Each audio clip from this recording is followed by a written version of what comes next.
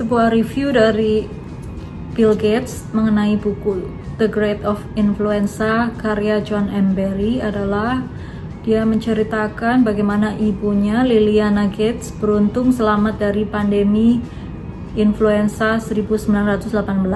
Tidak seperti COVID-19 yang pada saat ini paling parah memukul orang tua, pandemi influenza menyebabkan kematian tertinggi di antara orang-orang yang berusia 20-an. Yang paling rentan dari semuanya adalah wanita hamil.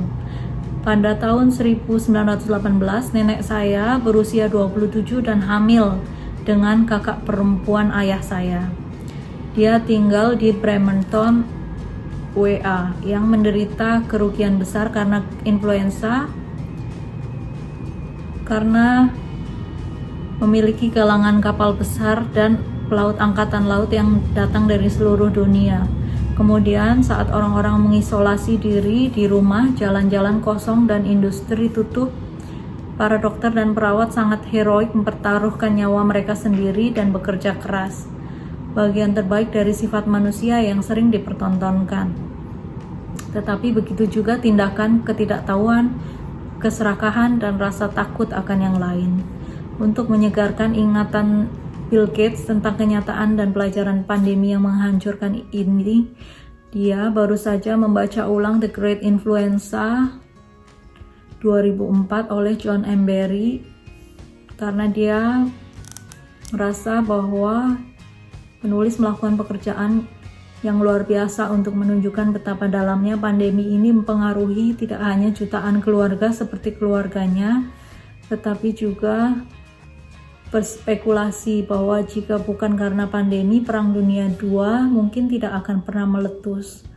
Pada tahun 1918, ketika Presiden Woodrow Wilson berada di tengah-tengah negosiasi dengan rekan-rekan Inggris dan Prancis, perjanjian untuk mengakhiri Perang Dunia I, ia mendapat kasus flu yang ganas. Dia selamat, tetapi dia tidak pernah sama lagi secara fisik atau mental. Sebelumnya, Wilson bersikeras bahwa perjanjian itu harus mewakili perdamaian tanpa kemenangan dan tidak akan menyerah pada ketentuan yang keras. Tetapi setelah terserang flu, Wilson menyerah pada Clemenceau, segala sesuatu yang penting yang diinginkan Clemenceau, tulis Barry. Tidak ada yang bisa tahu pasti apa efek flu pada Wilson atau apa efek perjanjian Versailles yang lebih lembut. Tetapi Barry yakin bahwa penyakit Wilson berkontribusi terhadap kebangkitan Hitler. Sejarawan dengan kebulatan suara setuju bahwa kekerasan terhadap Jerman dalam perjanjian damai Paris membantu menciptakan kesulitan ekonomi, reaksi nasionalistis, dan kekacauan politik yang mendorong munculnya Adolf Hitler. Ketika The Great Influenza pertama kali keluar, saya mendapat salinan dari Bill Foge, seorang teman baik dan pahlawan kesehatan masyarakat yang membantu memberantas cacar. Saya senang membacanya. Ini adalah salah satu dari beberapa buku yang menjelaskan kepada saya bahwa dunia perlu melakukan pekerjaan yang lebih baik dalam mempersiapkan patogen baru. Menulis buku kira-kira 16 tahun yang lalu, Barry jelas meyakinkan bahwa pandemi ini tidak hanya dapat terjadi dan pasti akan terjadi lagi.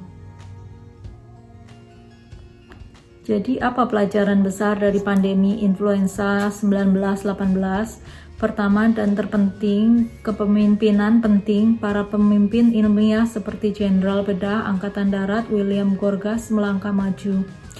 Dan begitu pula beberapa, tetapi tidak berhenti, semua gubernur dan wali kota. Di St. Louis misalnya, kota ini dikerahkan dengan cepat dan melakukan respon efektif yang menyelamatkan banyak nyawa. Di Philadelphia sebaliknya, wali kota mengabaikan nasihat para ahli bahwa ia harus membatalkan parade besar-besaran untuk mendukung upaya perang. Beberapa hari kemudian, mayat-mayat itu mulai menumpuk. Undertaker mereka sendiri sakit kewalahan. Mereka tidak punya tempat untuk meletakkan mayat. Wilayah kerja Undertaker meluap, mereka menumpuk peti mati di aula di tempat tinggal mereka, tulis Barry. Pada tahun 1918, para pemimpin politik Amerika menutup-nutupi berita buruk tentang pandemi ini untuk menghindari kepanikan masyarakat.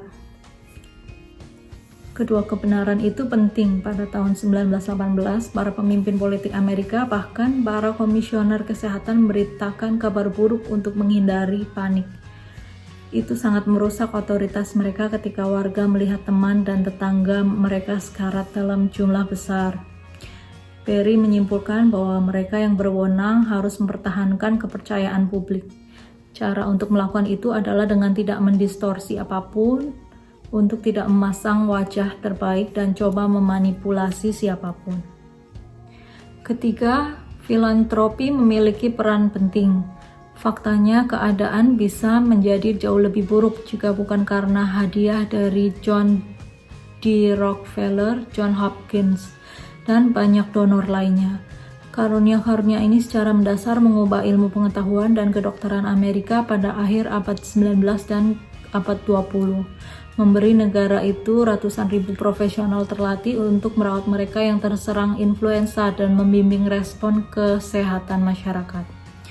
Keempat, pandemi merendahkan.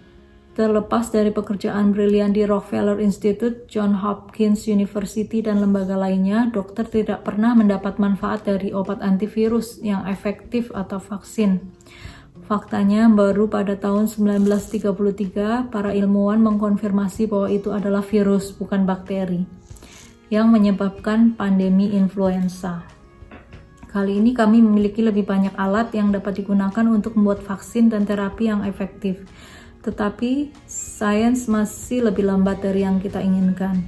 Dan mengakhiri pandemi ini akan membutuhkan lebih dari sekedar sains yang hebat. Ini juga akan membutuhkan banyak kemauan politik, terutama mendorong jarak sosial dan memastikan bahwa keajaiban ilmiah menyebar sejauh virus itu sendiri.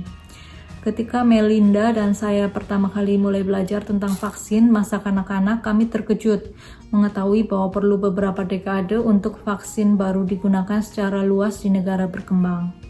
Jadi, bahkan sebelum kita memiliki semua alat yang kita butuhkan untuk mengalahkan COVID-19, rekan-rekan saya di Gates Foundation, Gavi, dan banyak organisasi lainnya sedang bekerja untuk mengumpulkan uang, mengatur lembaga-lembaga, dan mengembangkan rencana aksi global untuk mendistribusikannya di seluruh dunia.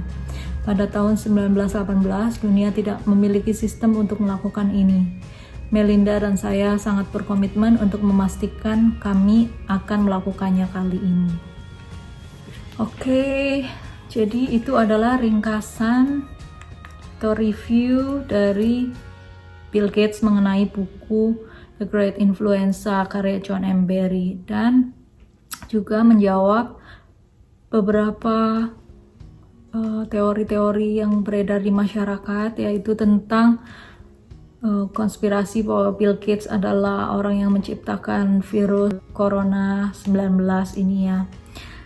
Tapi ternyata kalau kita mau baca buku ini, bahkan buku ini juga sudah memprediksi bahwa akan ada pandemi-pandemi yang selanjutnya gitu.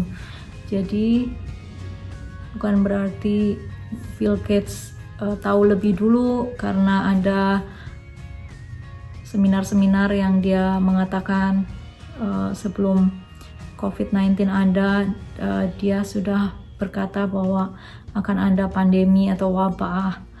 Tetapi bukan karena dia yang menciptakan makanya dia tahu, melainkan karena dia membaca, makanya dia bisa tahu lebih dulu gitu.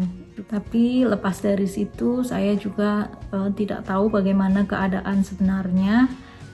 Tapi lebih baik kita bisa membaca, karena membaca itu adalah membuka jalan pikiran kita untuk tidak hanya berpaku pada satu kebenaran, melainkan ada kebenaran-kebenaran yang lainnya. Oke teman-teman, itu aja yang jadi masukan dari saya. Aku harap teman-teman bisa ikutin video-video aku yang selanjutnya, dan jangan lupa kalian subscribe dan juga like kalau kalian suka dengan channel YouTube saya ini. Karena subscribe itu gratis, saya mohon kalian tekan tombol subscribe dan juga nyalakan loncengnya supaya kalian dapat notifikasi video-video terbaru saya. Terima kasih teman-teman. Bye, see you next time.